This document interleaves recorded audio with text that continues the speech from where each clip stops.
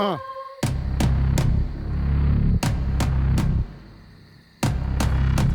हाँ हाँ हाँ हाँ हाँ जी बैठो बैठो।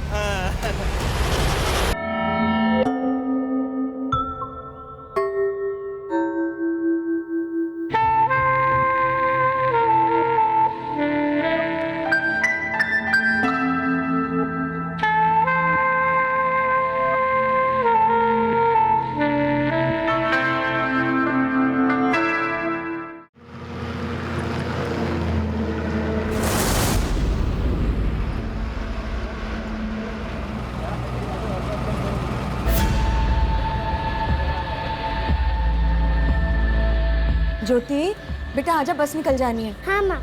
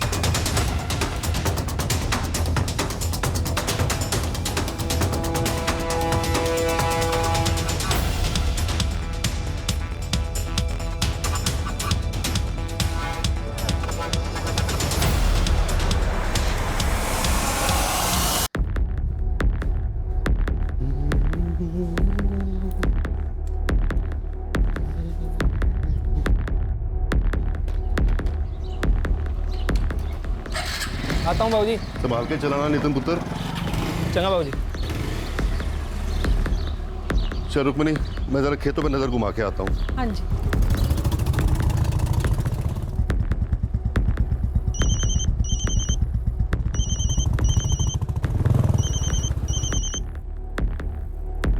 हेलो।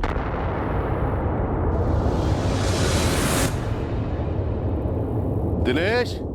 जी जसवंत जी। दसो जी। आज रात कुएं वाले खेत के मकान पे रुकेंगे। चंगा जी। काम खत्म करते निकलते हैं, तो यारा मिलने के वास्ते। वैसे जसवंत जी, कौन आने वाला है मिलने के लिए? है कोई खास?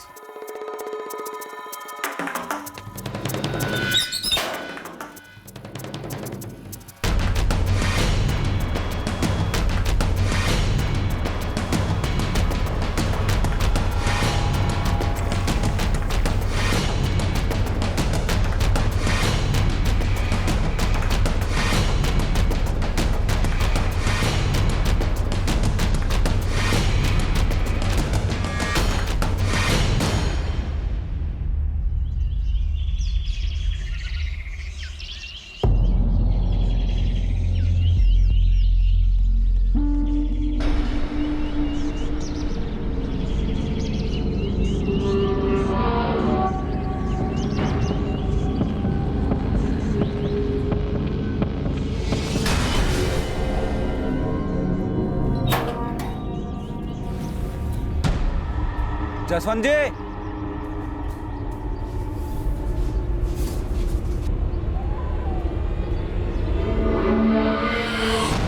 जसवंत जी। जसवंत जी।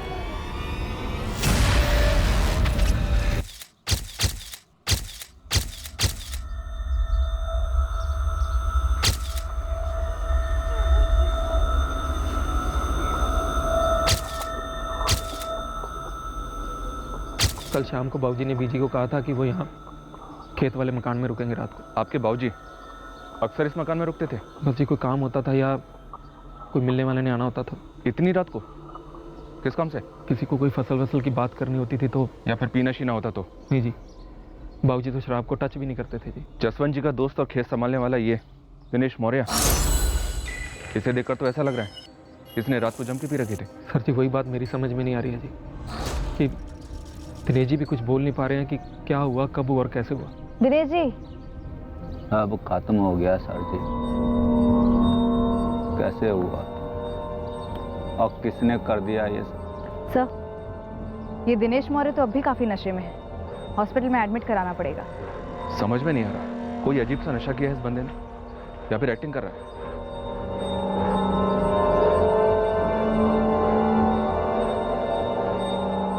विक्टिम के हाथ पैर बांधे गए थे, बॉडी पर जख्मों के निशान हैं। पहले टॉर्चर किया गया, उसके बाद गला काटा गया।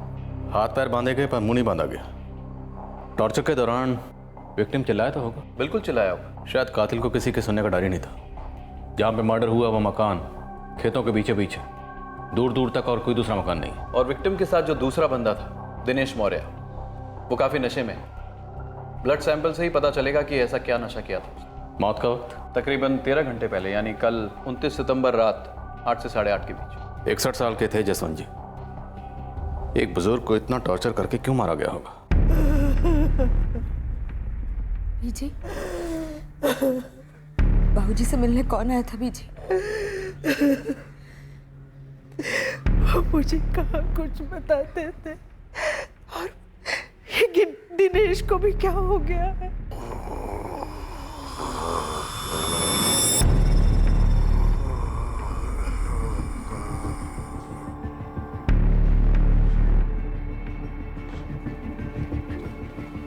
दिनेश मौर्य के खून में शराब के कोई ट्रेसेस नहीं पाए गए।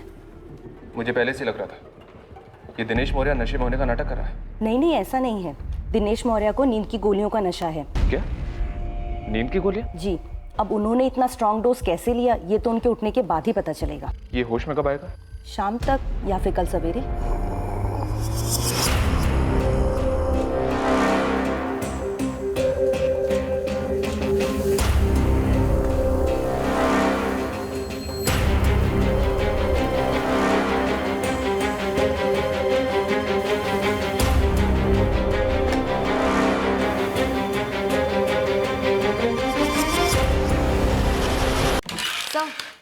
जसवंत सिंह के खून से ना तो नींद की गोलियों के ट्रेसेस मिले हैं और ना ही शराब के। डॉक्टर अमरीक ने 2 बार टेस्ट किए। इस दिनेश मौर्य ने ये नींद की गोलियां खुद तो खाई नहीं होंगी। कोई भी इतनी स्ट्रांग डोज क्यों लेगा जो उसे 24 घंटे तक नशे में रखे? किसी ने खाने वाने में मिलाकर दे दी होंगी ये गोलियां। लेकिन सब पोस्टमार्टम की रिपोर्ट के मुताबिक जसवंत सिंह की बॉडी से अनडाइजेस्टेड फूड के ट्रेसेस नहीं मिले। क्राइम सीन से भी कोई फूड पैकेट्स नहीं मिले हैं, ना ही झूठे बर्तन मिले। ऐसा लगता नहीं है कि किसी ने खाने में दवाई मिलाकर दी होगी। शराब में मिलाई भी नहीं हो सकती क्योंकि दोनों की बॉडी से शराब के ट्रेसेस भी नहीं मिले। फिर नींद की गोलियां दिनेश मौर्य को कैसे दी गई होंगी? टॉर्चर करते वक्त जसवंत सिंह के हाथ पैर तो बांधे गए लेकिन मुंह नहीं बांधा गया। शायद तब तक ये दिनेश मौर्य नींद की गोलियों से नॉकआउट हो चुका हो।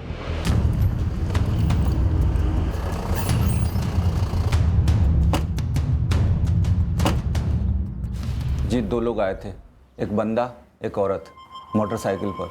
जसवंत जी को मिलने आए थे? हाँ जी। दिनेश जी, नाम क्या था उनका? पता नहीं पुत्र, तुम्हारे बाबूजी बोले खास बंदे हैं बस।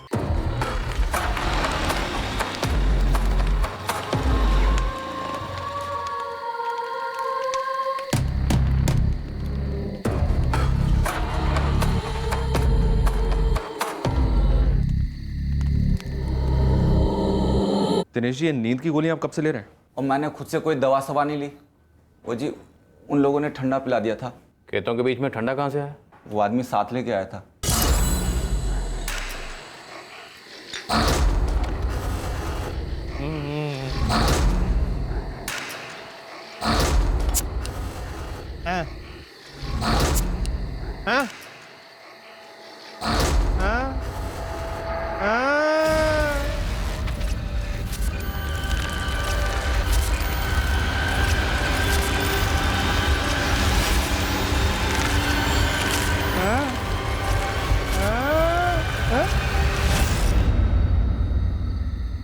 याद ही नहीं जी कब कैसे आंख लग गई। सवेरे जब होश आया तो कांड हो चुका था। दिनेश जी, उस आदमी ने आपको कुछ तो बताया होगा। वो आदमी कौन था, कहाँ से आया था, किस काम से आया था? कुछ भी? नहीं जी, वो आदमी बोल नहीं सकता था, गूंगा था। ऊपर चल।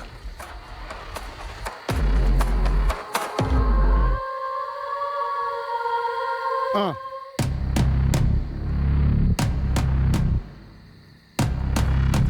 हाँ हाँ हाँ हाँ हाँ जी बैठो बैठो। वो लोग कौन थे, क्या करने आए थे? बाबूजी ने कुछ भी नहीं बताया आपको? ना पुत्र, जसवंत जी ने कुछ नहीं बताया। मैं सामने से कैसे पूछता? वो औरत के साथ सीधा छत पे चले गए। नहीं जी, कैसे पहले भी खेतों पर ऐसे औरतें आती रहीं? सर आप ये क्या पूछ रहे हैं? बोले दिनेश जी, क्या उस मकान पर इससे पहले भी औरतें आई हैं? मेरे सामने पहली बार हुआ। सर आप लोग गलत मतलब निकाल रहे हैं सर। नितिन, जो कुछ हुआ वही जानने की कोशिश कर रहे हैं, कोई कैरेक्टर सर्टिफिकेट नहीं लिख रहे हैं। जसवंत जी अब नहीं रहे तो कुछ भी छुपाने का कोई मतलब नहीं। बताइए दिनेश, क्या वो औरत वेश्या थी और वो जो बंदा उसके साथ आया था उसका दलाल था? सर नितिन, जसवंत जी आपको भी अपने साथ लेकर गए, ये पहली बार तो नहीं हो सकता। जी काम के सिलसिले में कई बार वहाँ जाते, कई बार रात को रुक भी जाते, लेकिन ये पहली बार हुआ कि जब कोई आदमी किसी औरत को लेके आया, वो उस औरत को लेके सीधा छत पे चले गए, कोई बात ही नहीं हुई। सर ये दिनेश जी बकवास कर रहे हैं, मनगढ़ंत कहानी बना रहे हैं। ना पुत्र, जो हुआ वो बता रहा हूँ, और नमक खाया तुम्हारा, झूठ नहीं बोलूंगा। दिनेश जी, वो गूंगा आदमी और उसके साथ जो औरत थी, क्या आप उन दोनों का हुलिया बता सकते हैं हमें? हाँ जी, उस आदमी का हुलिया अभी बता देता हूँ। वो मेरे सामने ही बैठा था, पर वो औरत यूं आई और यूं छत पे चली गई। सर जी उसने सर पे पल्लू डाला हुआ था, रात भी बहुत थी, ठीक से चेहरा दिमाग में बैठा ही नहीं।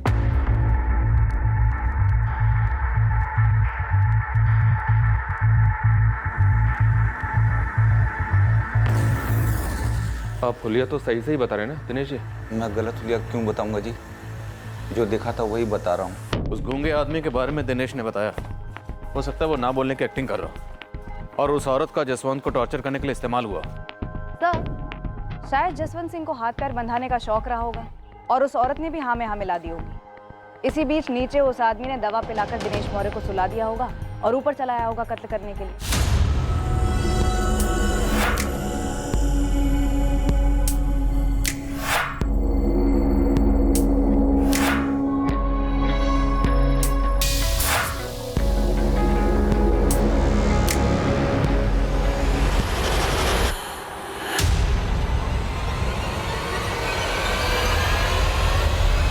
जसवंत सिंह की बॉडी पर टॉर्चर के निशान, लगता है कोई निजी मामला था जो भयंकर दुश्मनी में बदल गया। सर जसवंत सिंह के कॉल रिकॉर्ड्स मंगाए, अब तो कॉल लिस्ट ही रोशनी डालेगी कि क्या निजी मामला था।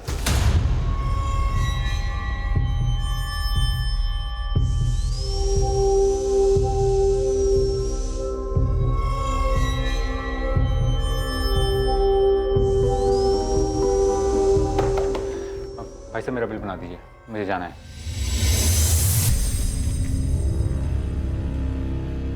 साहब ये दिनेश मौर्य कहीं नींद की गोली खाकर हमें गोली तो नहीं दे रहा है? अगर ये बंदा हमें मिला ही नहीं तो समझो दिनेश मौर्य हमें गोली दे रहा है। अब ये पता करना तुम दोनों का काम है, बंटी और करतार। साहब आपने बताया कि इसके साथ एक औरत भी थी, शायद धंधे वाली होगी। साहब एक काम करते हैं, अपने सोमपुर भटिंडा के आसपास जितने भी कोटे हैं खंगालते हैं सबको, लगभग सारे मैडमों को जानते ही हम लोग। लेकिन साहब मुझे ऐसा नहीं लगता कि जसवंत पहली बार छत पे चढ़ा होगा। उसका कोई बंधा हुआ दलाल वलाल है जो फोन पे उसके सारे काम करता है। जसवंत सिंह के कॉल रिकॉर्ड्स आने वाले हैं, तब तक तुम दोनों ये पता करो कि इस आदमी ने दिनेश मौर्य को गोली दी थी या ये खुद दिनेश मौर्य की एक गोली है।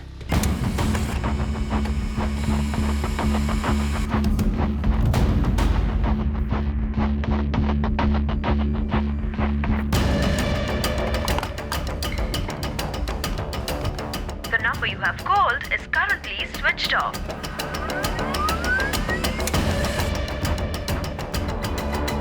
ट्रिपल 4098-121। सर इस नंबर से जसवंत सिंह को 29 सितंबर की सुबह 10:30 बजे कॉल हुआ था। हेलो। अब ये नंबर स्विच ऑफ जा रहा है, नाम एड्रेस सब फर्जी है। इस नंबर से सिर्फ एक यही कॉल हुआ है सर। मतलब ये कत्ल एक प्लान के मुताबिक हुआ है। सुबह फोन पर मिलना तय हुआ होगा और फोन करने वाले को इस कुएं वाले मकान के बारे में पहले से पता होगा। सर दिनेश मौर्य ने जिस आदमी का स्केच बनवाया था वो आदमी असली है? बंदा हाथ लगा? नहीं सर, लेकिन जसवंत की बेटी अर्चना राणा ने उसे पहचान लिया। कौन है? सर ये अर्चना नूतन कला में रहती है। उसने बताया कि कत्ल की सुबह ये आदमी उसे उसके गांव में मिला था और उसने अपना नाम दीपक काबरा बताया था। जी जी जी यही है वो, और इससे अपना नाम दीपक काबरा ही बताया था। आप जानती हैं इसे? ये आपके गांव का है? नहीं जी, जिस रात को मेरे बाबूजी को मारा गया उसी सुबह जब मैं अपनी बेटियों को स्कूल छोड़कर घर वापस लौटी, ये घर पे धमक गया था।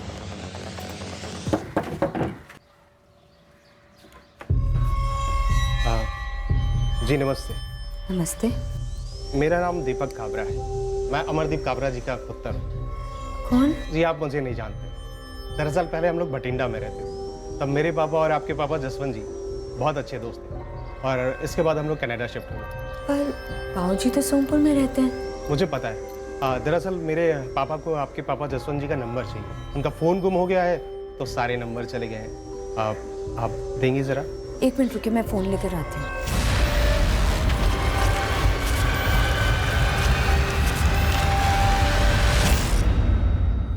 पता नहीं मैंने इसे नंबर क्यों दे दिया।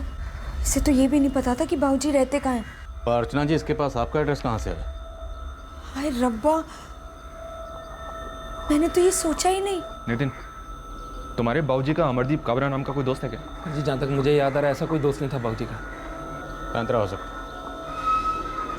आपके बाबूजी को लुभाने का, औरत का झांसा देकर। सर जी, अब फिर मेरे बाबूजी पे कीचड़ उछाल रहे हो। तो पूछ दो तुम, मिट जाएगा।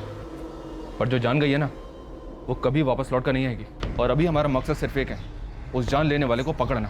और नितिन, अभी तुम्हारा भी यही मकसद होना चाहिए। पता लगाओ कि किसका तुम्हारे बाबूजी से बैर था। अर्चना जी, आप भी दिमाग पे जोर डालिए। कुछ भी याद आए तो हमें बताइए। सर, हम 2 कदम आगे बढ़े। एक तो ये कि दीपक काबरा नाम का ये बंदा वाकई में है, और दूसरी बात ये बोल सकता है। बात ही यही है। जसवंत सिंह के बेटे नितिन के पीछे लग जाओ। पूरी पॉसिबिलिटी है कि घरेलू मामला हो सकता है। दिनेश मौर्य सिर्फ इस्तेमाल हुआ, या ये भी हो सकता है कि दिनेश मौर्य भी खुद इस साजिश का हिस्सा रहा हो। लेकिन सर, कातिल एक गवाह पीछे छोड़ जाने की गलती क्यों करेगा? ताकि दिनेश हमें उसके या उस लड़की के बारे में बता सके और जसवंत जी के चरित्र पर एक सवालिया निशान खड़ा हो जाए। हमें इस दीपक काबरा को ढूंढ निकालना होगा। हालांकि इस कत्ल का मकसद अभी रोशनी में नहीं आया, और हौसला, मुझे लगता है ये केस कुछ और है।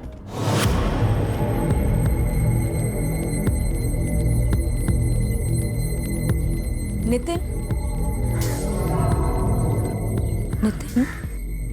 उस आदमी को मेरा एड्रेस कैसे पता चला होगा?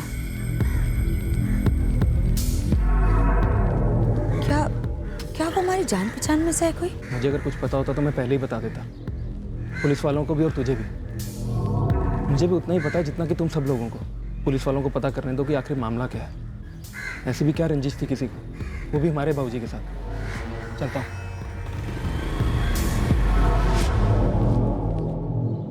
मर्डर की सजा काट रहा था, पैरोल पे बाहर था, पक्का?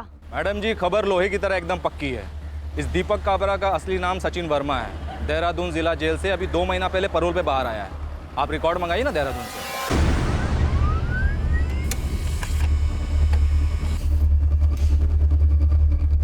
जी सर जी, यही था जो बोल नहीं सकता था। ये सचिन वर्मा सिर्फ इस कत्ल को करने के लिए पैरोल पर बाहर आया होगा, या पैरोल पर बाहर आते ही इसकी झोली में एक्सपायरी आ गई।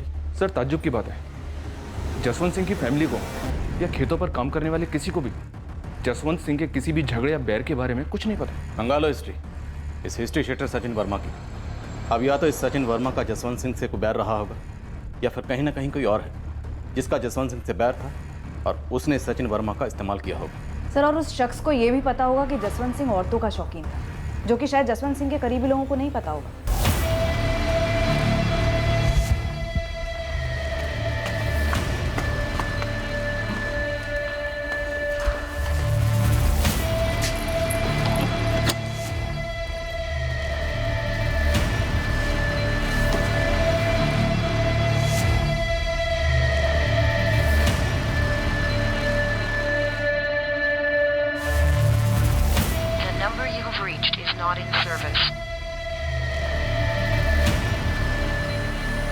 इस समय यह टेलीफोन नंबर मौजूद नहीं है।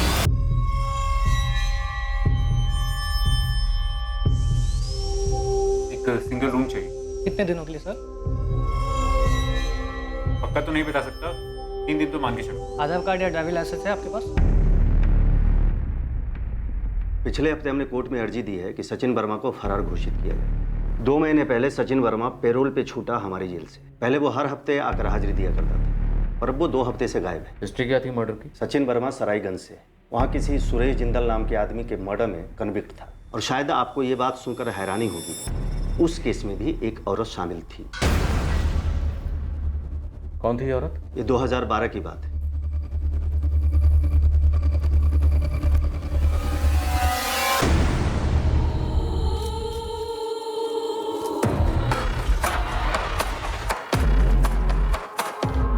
पक्का वो आएगा? 100% पक्का। मैंने सारी जानकारी निकाल रखी है।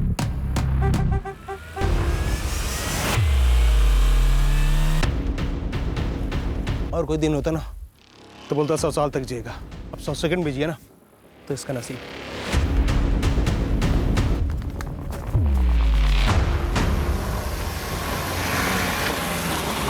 लिफ्ट चाहिए भाई, बैठो। लिफ्ट तो तुझे देनी है सुरेश जिंदल, चल।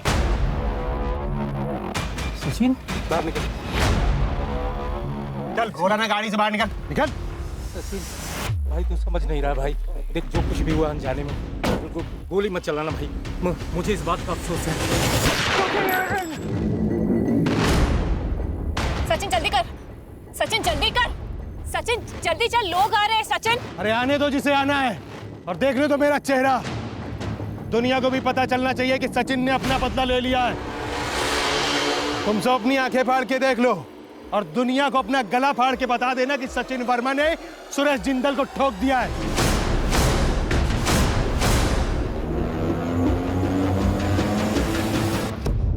सचिन तुरंत पकड़ा गया, पर इन्वेस्टिगेटिव टीम को उस औरत के खिलाफ कोई भी ठोस सबूत नहीं मिला, क्योंकि कोई भी आई विटनेस उस औरत की शिनाख्त नहीं कर पाया। इस औरत की और डिटेल है, क्योंकि हो सकता है ये वही औरत हो जिसकी तलाश हमें है हमारे मर्डर केस में। हो सकता है खूनी जोड़ा सुपारी किलर हो। सुरेश जिंदल का कत्ल कोई सुपारी मर्डर नहीं था इंस्पेक्टर, उससे बदला लिया गया। किसने? किस? सचिन वर्मा का छोटा भाई था विपिन, सुरेश जिंदल ने उसे मार डाला था। ये कौन से थाने का केस था सर? सरायगंज। जी मैडम, यही है वो आदमी जो बाबूजी का नंबर लेने घर आया था। और मैडम इससे पहले इसको यहाँ कभी देखा भी नहीं था। मैडम एक बात बताइए, आप लोगों के पास उस औरत की तस्वीर क्यों नहीं है? मैं बताता हूँ, क्योंकि ऐसी कोई औरत कभी वहां आई नहीं थी। ये दिनेश जी ये बकवास कर रहे हैं, झूठ बोल रहे हैं। ये दिनेश जी के पीछे हमने लोग लगाए थे, उनके पास झूठ बोलने जैसा कोई कारण निकला नहीं। इनफैक्ट उन्हीं की मदद से बनाए हुए स्केच की वजह से हम इस सचिन वर्मा तक पहुंचे हैं। एक बात आप लोग बताइए, इस सराहीगंज से कोई आपका ताल्लुक है क्या? मैडम अभी ये सराहीगंज कहाँ से आ गया? ये सचिन वर्मा इस सराहीगंज से।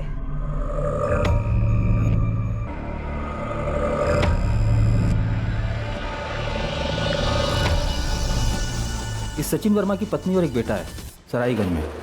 अनीता वर्मा नाम है इस सचिन की पत्नी का। दरअसल सचिन वर्मा एक रेप्यूटेड फैमिली से बिलोंग करता है। सचिन के पिता ब्रिजवान वर्मा ने सचिन को एक स्टेशनरी की दुकान खोल कर दी थी, जो अच्छी खासी चल रही थी, और अब उसे उसकी वाइफ अनीता संभालती है। समीर, सचिन के भाई विपिन और सुरेश जिंदल के बीच में क्या दुश्मनी थी? गुस्सा दोनों का दुश्मन बना सर। विपिन की बाइक आउट ऑफ कंट्रोल होकर सुरेश जिंदल की कार से टकरा गई, दोनों में लड़ाई हुई।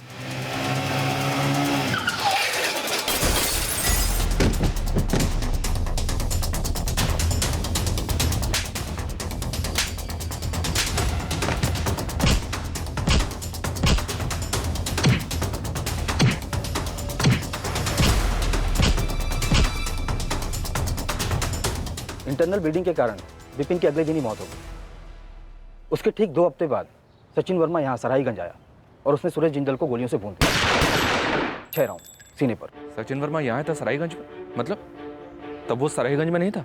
नहीं, काफी अरसे से बाहर ही रहता था वो। औरत कौन थी उसके साथ? हमने उसे भी धर लिया था, पर कोई भी गवाह दावे से नहीं कह सका कि वो शूटआउट के वक्त सचिन के साथ थी, और वो खुद भी कह रही थी कि वो वहाँ थी नहीं। पर वो थी कौन? कोई सिमरन आर्या नाम था उसका।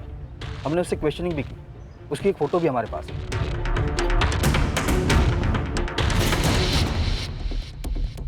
ये सुरेश जिंदल का मर्डर सचिन वर्मा का पहला जुर्म था? जी नहीं, इस सचिन वर्मा की तो पूरी एक लिस्ट है जुर्म की। ऋषिकेश, देहरादून दोनों कस्बों में इसकी एक लंबी लिस्ट है, चोरियों की, लूटपाट की। ये सचिन वर्मा कुख्यात गैंगस्टर मनोज भारती के साथ काम करता था। कई चोरियां और डकैतियां कर चुका है, कई बार अंदर बाहर भी हुआ है।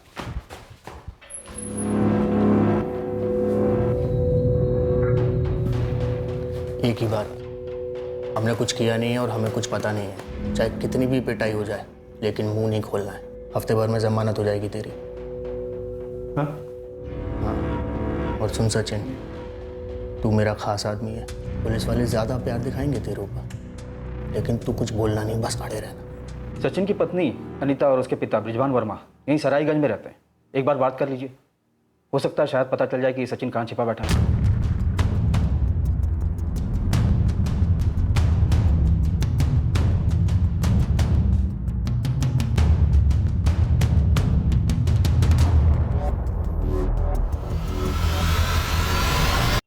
जी मैडम, यही थी वो औरत।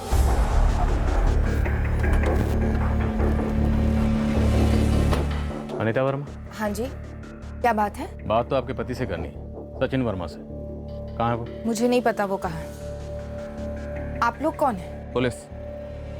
आपको ये तो पता ही होगा कि सचिन 2 महीने पहले सुरेश जिंदल मर्डर केस में पैरोल पर छूटा था, और अब ये भी जान लीजिए कि उसने सोमपुर भटिंडा में एक और मर्डर कर दिया है और अब फरार है। आप अपने पति सचिन को छुपाएंगे? क्या सचिन के बारे में कुछ भी छुपाएंगे ना, तो आपको तकलीफ होनी ही होनी। कैसी तकलीफ होगी, जरा बताएं। जेल होगी मैडम, और पूरी जिंदगी बर्बाद हो जाएगी। वो तो 8 साल पहले ही हो चुकी थी, जब सचिन मेरा पति मुझे और हमारी बच्ची को छोड़कर फरार हो गया था, हमारी जिंदगी से अचानक गायब हो गया था। तो पिछले 8 सालों में आप अपने पति सचिन वर्मा से कभी नहीं मिले? अगर आपको यकीन नहीं होता तो जाकर बाबूजी से पूछ सकते हैं। सचिन के पिता ने भी उसे पिछले 8 सालों में देखा नहीं, बस सुना है, लोगों से, पुलिस से, और सिर्फ बुरा ही सुना है।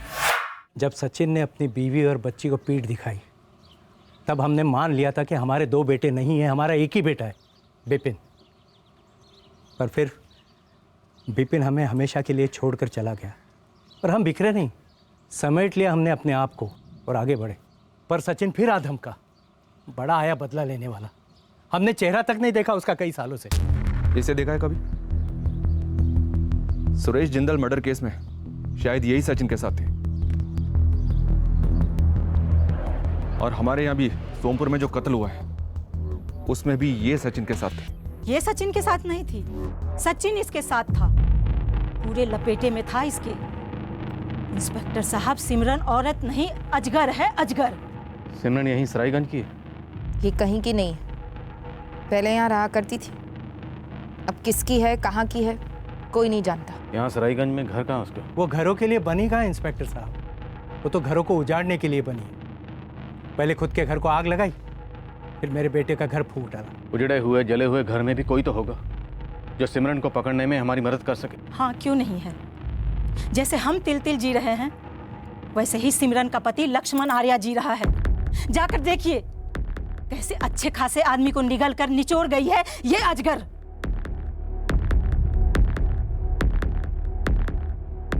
मालिक, ये सिमरन आर्या का पति लक्ष्मण सरायगंज में एक साधारण सा किसान है। सिमरन और लक्ष्मण के 2 बेटे हैं, अनिरुद्ध और अनिकेत। दोनों लक्ष्मण के साथ ही रहते हैं। वैसे 8 सालों से ये सिमरन यहाँ सरायगंज में किसी को नज़र नहीं आई है, सिवाय तब जब सुरेश जिंदल का मर्डर हुआ था, तब इस सिमरन का नाम आया था उन लोगों के मुंह से जिन्होंने सुरेश जिंदल का मर्डर लाइव देखा था। बच्चे अगर लक्ष्मण के साथ हैं तो सिमरन बच्चों को मिलने तो आती होगी। ये लक्ष्मण जरूर जानता होगा सिमरन का ठिकाना। पूछ सकते हैं साहब, लेकिन मुझे डाउट है कि लक्ष्मण को सिमरन का मौजूदा ठिकाना पता होगा।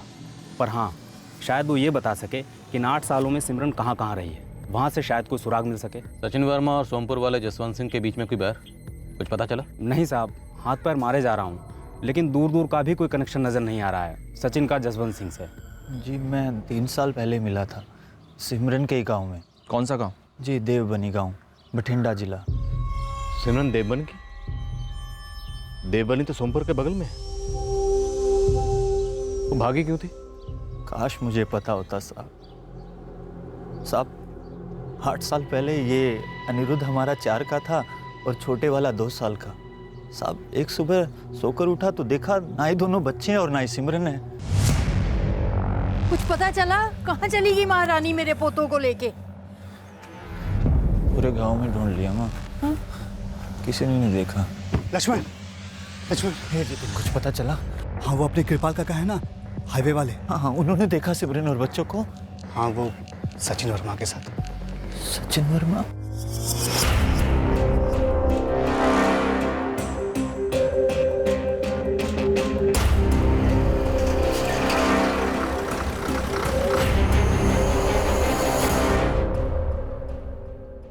क्यों किया सिमरन ने ऐसा मेरे साथ? ये सोच सोच कर मैं अंदर से टूटने लगा। और इस दुख के घेरे में सिर्फ मैं नहीं था साहब, उस सचिन की पत्नी अनीता भी बिखर गई थी पूरी तरह। कई दिन, हफ्ते, महीने बस एक ही बात सोचता रहा, कहाँ कम पड़ गया मैं? क्यों किया सिमरन ने ऐसा? फिर धीरे धीरे सच को कबूल कर लिया मैंने कि सिमरन हमेशा से ही मुझसे ज़्यादा तेज थी, दिखने में भी, पढ़ाई लिखाई में भी, हर तरीके से। दरअसल मैं उसके लायक ही नहीं था साहब। इतनी दूर भटिंडे से जब वो रिश्ता आया ना साहब, तो मुझे तो लगा मेरे भाग्य खुल गए साहब। मैं सिमरन को किसी रानी या परी से कम नहीं समझता था, वो भी अपने आप को किसी रानी से कम नहीं समझती थी। 4 साल की शादी में हमारे बीच कोई बहस नहीं हुई, कोई झगड़ा नहीं हुआ साहब। वो दिन को रात कहती तो मैं रात कहता, बस दिन रात उसी की सेवा में लगा रहता साहब। सिमरन हम सबको छोड़ के उस सचिन वर्मा के साथ भाग गई साहब। फिर धीरे धीरे लोगों की बातें कान पर पड़ी कि कैसे जब मैं खेत में खून पसीना बहा रहा था, सिमरन उस सचिन वर्मा के साथ किसी लॉज में इश्क लड़ा रही थी। देवबनी में कौन कौन रहता है सिमरन का? पूरा परिवार है साहब। हमारे जो ससुर हैं पुरुषोत्तम दहिया जी, वो भी हार चुके हैं सिमरन से। 3 साल पहले 2014 में मैं आखिरी बार मिला था सिमरन से साहब, तब वो सचिन जेल गया था, तो सिमरन ने ही सामने से फ़ोन किया था साहब। 2009 में एक सुबह अचानक चली गई थी बच्चों को लेकर, और अब 5 साल बाद क्यों बुलाया था मुझे कुछ मालूम नहीं था।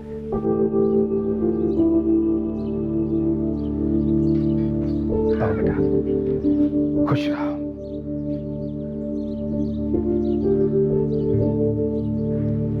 बैठो।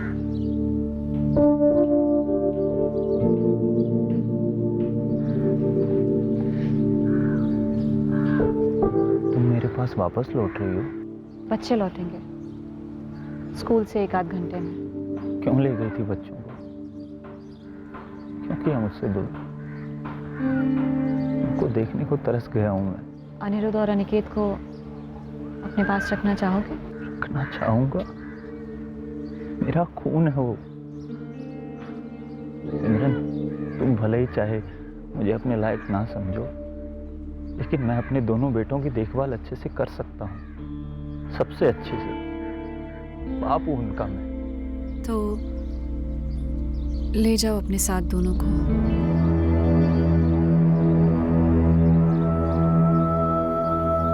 इतने सालों में बस वो एक बारी मैंने सिमरन को जज्बाती होते हुए देखा था साहब। सिमरन चाहती थी कि मैं दोनों बच्चों को अपने साथ ले जाऊं। अनिरुद्ध, अनिकेत, जाओ बेटा, तुम दोनों के लिए ये ठीक रहेगा। एक दूसरे का ख्याल रखना, हाँ?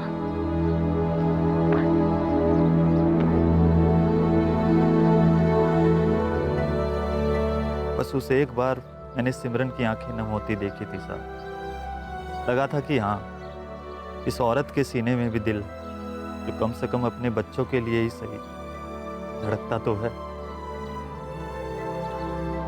तो आपने पूछा नहीं कि 5 साल बाद सिमरन बच्चों को छोड़कर क्यों जा रही थी? बोली परवरिश मुश्किल हो रही है साहब। मेरे लिए तो यूँ समझो उजड़ी जिंदगी में बाहर आ गई। देवबनी में सिमरन के घर पे कौन कौन है? बाप है, छोटी बहन पूजा, उसकी शादी हो चुकी है, कहाँ हुई कुछ नहीं पता। देवबनी के बगल वाले गांव सोमपुर में एक जसवंत सिंह नाम के आदमी का कत्ल हुआ है। पूरी संभावना है कि ये कत्ल सचिन वर्मा ने किया और सिमरन ने उसका साथ दिया। तुम्हें कुछ अंदाजा है कि क्या दुश्मनी रही होगी? ये सचिन वर्मा तो मेरे गांव का है, इसलिए मैं जानता हूँ साहब। और रही बात सिमरन की, इतने सालों साथ रहने के बाद भी मैं उसको जान ही नहीं पाया साहब। इन दोनों की दुश्मनियों के बारे में क्या जानूंगा। अंकल, अंकल, हमारी मम्मी कहाँ है? अंकल, हमारी मम्मी ठीक तो है ना? बेटा अभी नहीं पता आपकी मम्मी कहाँ है, हम ढूंढ रहे हैं, वो जल्दी आ जाएंगी, ठीक है? अंकल, हमें मम्मी के पास जाना है, मम्मी की बहुत याद आ रही है। क्या नाम आपका? अनिकेत। अनिकेत, जब आपकी मम्मी मिलेगी ना, हम बोल देंगे कि अनिकेत आपको बहुत याद कर रहा है, ठीक है? भूलना मत। नहीं बोले। हम सराहीगंज उत्तराखंड में सचिन वर्मा को खोजने आए और उसकी और सिमरन आर्या की राज भरी प्रेम कहानी लेकर वापस लौट रहे थे। इस केस को हल करने के लिए सिमरन आर्या या सचिन वर्मा का हाथ लगना जरूरी था। इसी बीच केस से जुड़ी और 2 अजीबोगरीब खबरें सामने आई। हाँ परमजीत, देवबानी से कोई खबर? सर, सिमरन के पिता और पुरुषोत्तम दहिया 1 साल पहले ही गुजर चुके हैं। और सिमरन उनके अंतिम संस्कार पर भी नहीं आई थी। सिमरन की एक बहन भी तो थी, पूजा, जिसकी शादी हो चुकी है। सब बंटी खबरी को लगा दिया है उसे ढूंढने के लिए। वैसे एक और खबर है सर। हाँ बोलो। सर, जब हमने सिमरन की फोटो जसवंत की पत्नी रुक्मणी और उनके बेटे नितिन को दिखाई तो उन्होंने सिमरन को पहचाना नहीं। तब नितिन की बहन अर्चना वहाँ नहीं थी, वो नूतन कला में रहती है। फिर जब वो आई तो सिमरन का नाम सुनकर ही चौंक गई। अर्चना जानती है सिमरन को? मैं किसी सिमरन आर्य को नहीं जानती और ना ही इससे कभी मिली, पर हाँ, इसके बारे में सुना जरूर था। किससे सुना था? किस सिलसिले में? जब मेरे पति 3 साल पहले घर से भाग गए थे तब सुना था कि वो किसी सिमरन आर्या के साथ भागे हैं जो देवबानी की रहने वाली थी। सिमरन हम सबको छोड़ के उस सचिन वर्मा के साथ भाग गई साहब। और भागने की वजह क्या बताई थी? एक शब्द नहीं बोले, बस चले गए। हमें सिर्फ इतना पता था कि जितेंद्र भागा है, किसके साथ भागा ये बात कभी उठी नहीं। ये अर्चना के आने तक हम में से किसी को कोई बात नहीं पता थी कि सिमरन कौन है। अर्चना जी, आप श्योर हैं कि आपके पति जितेंद्र राणा इस सिमरन आर्या के साथ ही भागे? क्योंकि हमें पता चला है कि कुछ अर्सा पहले सिमरन आर्या सचिन वर्मा के साथ भागी थी। वही सचिन वर्मा जिसने आपके बाबूजी का कत्ल किया। सर, दरअसल मैंने अपने बाबूजी से ही सिमरन आर्या के बारे में सुना था। 1 साल पहले जब बाबूजी घर आए थे तब। ये सिमरन आर्या कौन है? कौन सिमरन बाबूजी?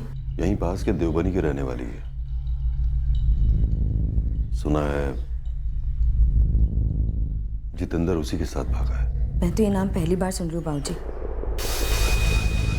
उन्होंने कभी कुछ बताया ही नहीं, ना ही हमारा कभी कोई झगड़ा हुआ और ना ही कोई नाराजगी थी। मरने से पहले भी आपके बाबूजी की जुबान पर शायद आखिरी नाम सिमरन आर्या के रहा होगा। आपके पति जितेंद्र राणा कहाँ हैं? 16 अप्रैल 2014 को आखिरी बार देखा था। 17 की सुबह सुबह ही निकल गए थे। हमें आपके पति जितेंद्र राणा की एक फोटो चाहिए।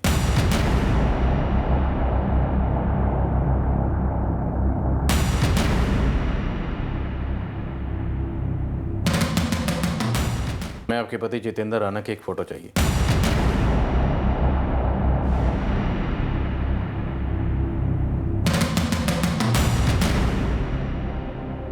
सर, जसवंत सिंह फैमिली ने एक बार भी जितेंद्र राणा का जिक्र तक नहीं किया। परमजीत, इस कत्ल का मकसद क्या रहा होगा? हमने शुरुआत की सचिन वर्मा से। एक हिस्ट्री शीट है, खूनी है। शुरुआत में हमें लगा कि सचिन वर्मा मेन मास्टर होगा और ये सिमरन आर्या उसके साथ रही होगी, पर अब लगता है कि सिमरन आर्या मेन खिलाड़ी, जो पहले सचिन वर्मा के साथ भागी और बाद में जसवंत के दामाद जितेंद्र राणा को भगा लेगी, और अब वो भी गायब। सर, पहले तो हमें लग रहा था कि सिमरन का इस्तेमाल किया गया होगा जसवंत को लुभाने के लिए, और फिर सचिन वर्मा ने अपना काम कर दिया होगा, उसे खत्म कर दिया होगा। पक्का यही हुआ होगा या साजिश कुछ और रही होगी? सर, एक खबर मिली है। यहाँ भीषम नगर में सूरज गौर नाम का एक बंदा है जो कि सिमरन का कॉलेज का दोस्त है, और 2 हफ्ते पहले सिमरन इससे मिलने भी आई थी। इस सूरज गौर पर नजर रखी हुई है सर। इस वक्त वो अपने घर पर ही है।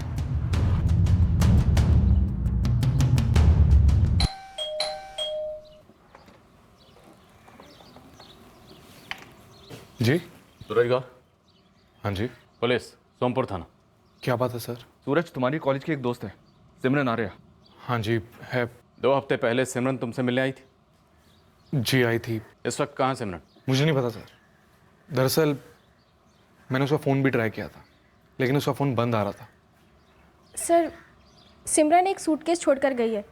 बोलकर गई थी 2-3 दिन में आ जाएगी, लेकिन सर 2 हफ्ते हो गए अब तक नहीं आई। आओ बैठो। तुम हो कहाँ आजकल? दिखते नहीं हो। बस यार, यही हूँ इसी दुनिया में। अच्छा ये बता, बच्चे कैसे हैं, कहाँ हैं? बस यार, सब बताती हूँ। एक अर्जेंट काम। अभी तो आई है, बैठना थोड़ी देर। यार अभी ये मैसेज भी आया है। सुनो ना, मेरा ये सूटकेस 2-3 दिन के लिए रख सकती हो यहाँ पर? हाँ हाँ ऑफ कोर्स, इसमें पूछने की क्या बात है? पर तू कहाँ से आई है, कहाँ जा रही है, कुछ बताएगी? यार बस ये काम निपटा लूँ, वापस आकर सब बताऊंगी जब भी सूटकेस लेने आओगे। चाय वाय तो पीकर। नेक्स्ट टाइम पक्का। मैं आऊंगी 2 दिन बाद। सूटकेस भी नहीं लेने आई और फोन भी स्विच ऑफ है। सिमरन का फोन नंबर दो। 0944745। सब, लेकिन आप सिमरन को ढूंढ क्यों रहे हैं? तुम्हारी दोस्त सिमरन एक कत्ल में शामिल है। सूटकेस कहाँ है? हाँ सर, आइए अंदर।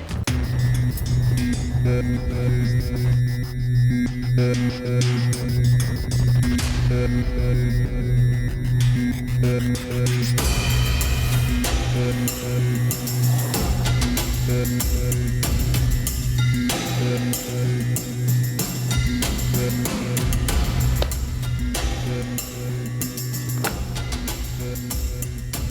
खुला? सब हमने तो कभी से छुआ भी नहीं है। जब से सिमरन ने हमें दिया था तब से हमने पलंग के नीचे धकेल के रख दिया था।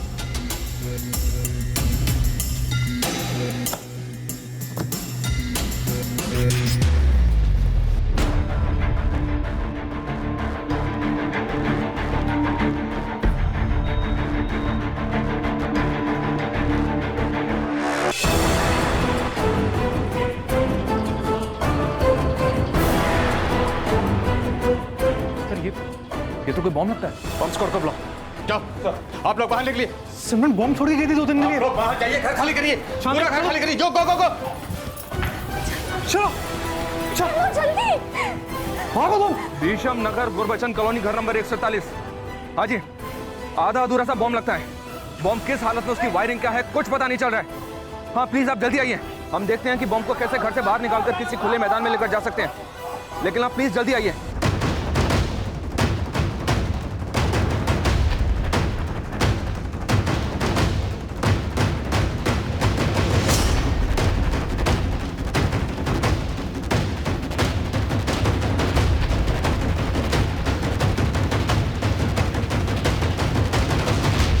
इन्वेस्टिगेशन के इस मुकाम पर हमें कोई आइडिया नहीं था, कोई सुराग नहीं था हमारे पास।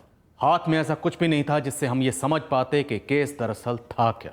हमें ना तो सचिन वर्मा की कोई खबर थी और ना ही जितेंद्र राणा की। और सिमरन आर्या एक राज में लिपटा हुआ किरदार मालूम हो रही थी। इस केस में बॉम्ब के दाखिले ने इस केस को और सिमरन को और भी रहस्यमय बना दिया था। जसवंत सिंह को मारने का मकसद क्या था? इस बॉम्ब का मकसद क्या था? क्या और भी किसी संगीन जुर्म की साजिश रची गई थी? क्या और जिंदगियां भी खतरे में थी? कल हम आपको बताएंगे कि सचिन वर्मा, जितेंद्र राणा और सिमरन आर्या ये तीनों इस अजीबो गरीब केस से किस तरह जुड़े थे। इस केस के दूसरे और आखिरी भाग में।